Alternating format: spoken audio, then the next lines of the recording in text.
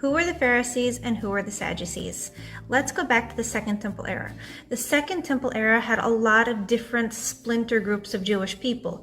Two of the main groups were the Pharisees and the Sadducees. They were probably the most well-known at the time. The Pharisees in Hebrew were called the Perushim. Perushim means a separatist.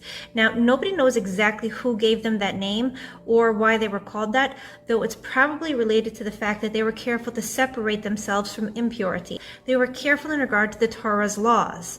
There was another very popular group at the time called the Tzaddukim, or the Sadducees. Who were the Tzaddukim? The Tzaddukim, or the Sadducees, were splintered off from the Pharisees. They were a later iteration of Judaism, and the founder of the movement was somebody whose name was Tzadok. Tzadok was a student of the Pharisee teacher, Antigonus Ish Soichai. Tzadok once attended a lecture of his rabbi in which he heard his rabbi say, "Do not be as servants who serve their master in order to receive a reward, but be as servants who serve their master not in order to receive a reward." Now, Tzadok took this to mean that there is no reward, and he dropped the idea that there is an afterlife and that a person will be rewarded in the afterlife for the good deeds they do in this world.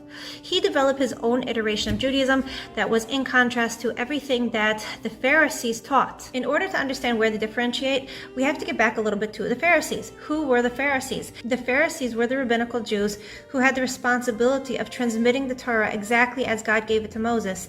And throughout the generations, the Pharisees kept up this legitimate train of transmission without any break in the transmission, without any corruption to the teachings. Now, one of the things that causes these teachings to be maintained intact is that the Jewish people were given not only a written Torah, but they were given an oral tradition that enables us to correctly understand how to read and how to put into action the actual written Torah. Now, I know you have a lot of questions on this. I'm going to make videos, we'll break it down, but for now, let's just leave it at the fact that the Pharisees had the written Torah and they had the oral tradition of how to understand the written Torah.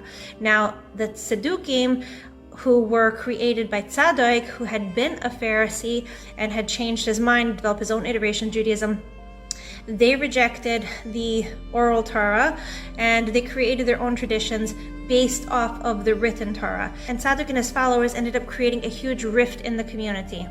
At times, it was so bad that there was literally bloodshed. For instance, about 100 years before the turn of the century, King Yanai, Alexander Yanai, was ruling. He was a Hasmonean king who was not of the Davidic line, and he was from the Tzaddukim.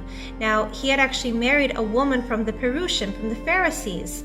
And though he himself held the views of the Sadducees and his entire religious court held the views of the Sadducees, his wife, she quietly kept her own religious beliefs. Now, she was related to Shimon ben Shetach, who was an unbelievable Torah sage.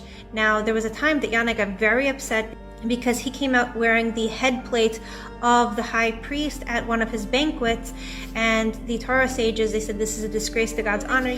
So he was very embarrassed and upset, and he ordered that a lot of them be killed. Now, his wife, Shlomtzion, she said, I'm not letting this happen. At least what I can do to stop it, I will. So she took her brother, Shimon ben Shetach, and she hid him away. And she kept it a secret from her husband, and he was kept safe in Jerusalem. And there came a time when Yanai was regretting what he did. He said, oh, you know what? I need to know how to do something, and I don't have the authentic tradition that tells me how to do it, so I wish there was a sage. So she said, if you promise, if you vow to me that you're not going to hurt the person I present you with, I will present you with a sage that will teach you how to do what needs to be done. So he promised, and out she brought Shimon ben Shetach, and Shimon ben Shetach was able to regrow the Pharisee community and reestablish rule over the religious system and the Temple Mount, which had been constantly going back and forth between Sadducee hands and Pharisee hands.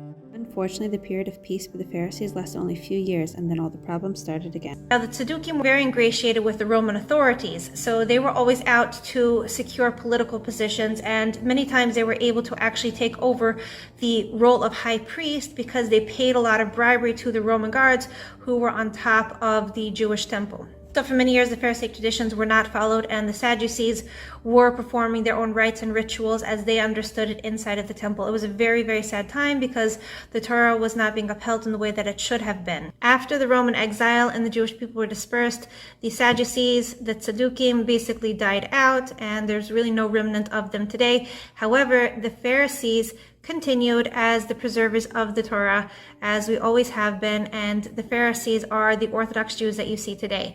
Now, just like Pharisee was a label that was probably applied to the Jewish people by an outsider, so too is the word Orthodox. It's not a name that we necessarily call ourselves. I mean, we identify ourselves that way just because everybody identifies themselves that way. Basically, an Orthodox Jew is just a Jew who is continuing the tradition as given by God to Moses and as followed by the Jewish people since Mount Sinai.